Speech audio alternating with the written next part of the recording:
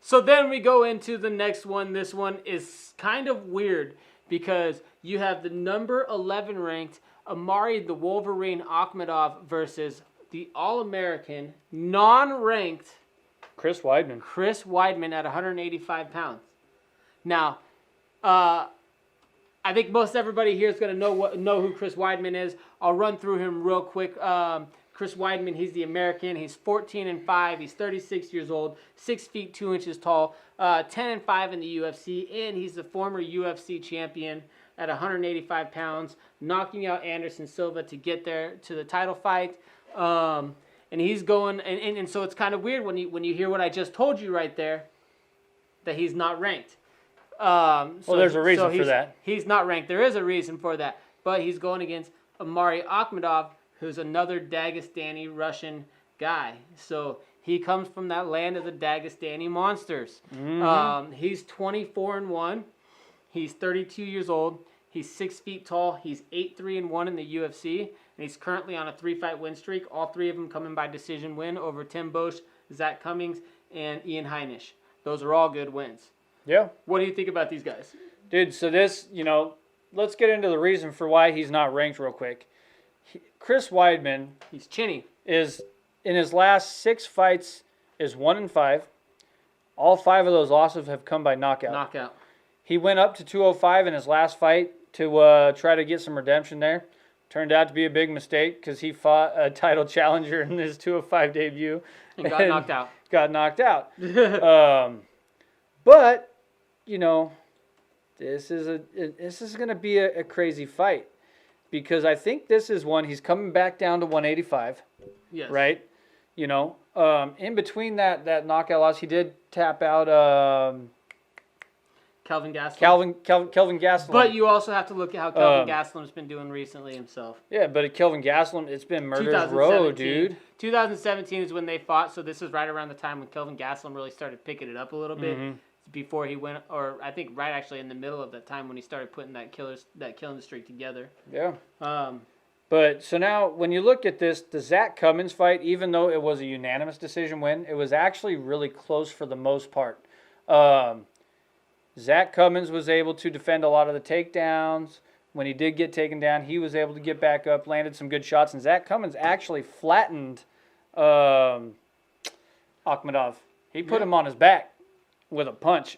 And Weidman's a much better striker than Zach Cummins.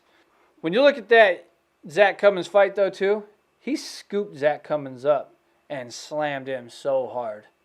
That was a power slam. For me, it's so hard for me to pick this fight because I do think it's a lot closer because we keep looking at the fact that Weidman's been knocked out so many times. So, looking back, we got Chris Weidman. You talked about him a little bit. He is that D1 All-American wrestler. Mm-hmm. BJJ black belt under Matt Serra, and also Renzo Gracie is credited as well. Yep. So he's clearly well-versed on the ground. Omari wants to go to the ground. That's kind of his bread and butter. You see him looking at all his fights. He likes to take people down. Although he does have more knockouts than he does submissions. Mm-hmm. So, but I mean that could be a combination. It could be ground and pound and some other things. So, but so with Chris, the reason why he's unranked, he's 1-5 in his last 6 fights. Yes. 5 knockout losses. Yes. One of those knockout losses, the most recent one, he actually went up to heavyweight, or not heavyweight. Light heavyweight. It was supposed to be a debut in the new weight class, kind of a resurgence in a stumbling career. Mm-hmm. Yeah. So he went up to 205 to try to boost his career, but he ended up running into a beast. Dominic Reyes, who we saw go the distance with John Jones and fought a very, very close fight. Some people think Reyes won that fight. Well, a lot of people think Reyes won that fight. Yeah, so I mean, but that was like we said before, though, the only thing that matters is the judges' right. There's 3 people that matter. Yep, that's who matters. So I mean, but that turned out to be a very, very bad person to fight in your 205 debut. Yes. But so now he's coming back down to 185 to fight Omari. For me, Omari, you already said he's another Dagestani dude. I've got that in my notes as well. He's a Dagestani beast. He's another one of those guys, just well-oiled machines. He's a master of What the hell do they call that? Damn it. Sambo. Yeah, he's He's an international master of sport. Master of sport Sambo. So he's a second Dan black belt for Sambo. International master of sport. And he's an international master of sport for hand-to-hand combat Sambo. Right. So they differentiate between the two of them. A little bit different, similar, but different. But he's also, if we're talking about those type of things right now, he's also the Governor's Cup tournament champion. So he's gone through tournaments before. He's the Pro FC Grand Prix tournament champion as well. As far as what he's done, he's got a lot of championships, and that second Dan black belt in Sambo, the International Master of Sport. That's like a very super highly respected very high title to have, especially when you look at that land of Dagestani monsters. Like, they respect that like to the highest level. To be able to get to that point, you got to be pretty good at what you're doing. Yeah. As he's proven, with some of his wins over Bosch, Cummings, and Heinisch. So yeah, and so getting into it though, I think this fight, it might be a trap fight, to be honest, because I think they were trying to give Weidman a win. Because if you think about it, Weidman's going to be very comfortable on the ground. Omari's going to want to go to the ground, but Omari has not finished a fight in 5 years. So Weidman is probably thinking, okay, I'm not in a threat to really get knocked out on my feet. So, I mean, it could be a trap fight, though, because he's been knocked out 5 times in his last 6 fights, so it might not take very much to put him out, right? But, well, from what I said here, I've got I want to see what they look like at the weigh-ins. Oh, yeah.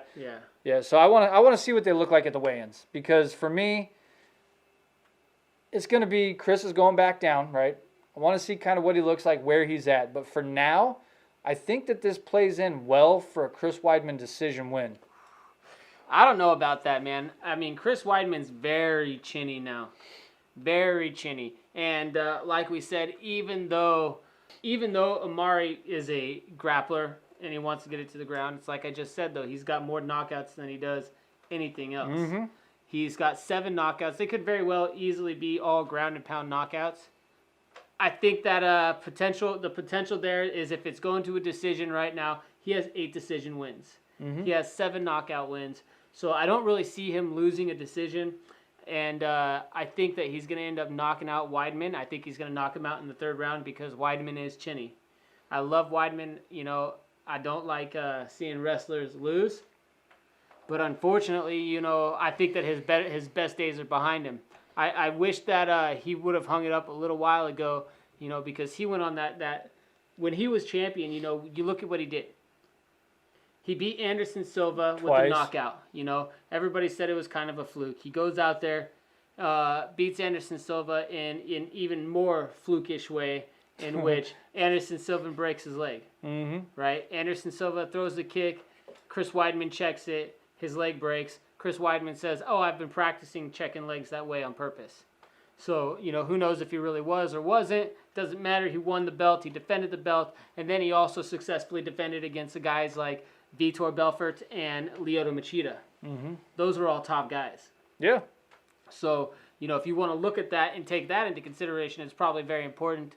But I think that, Chris Weidman's better days are behind him. And I think that he should retire soon.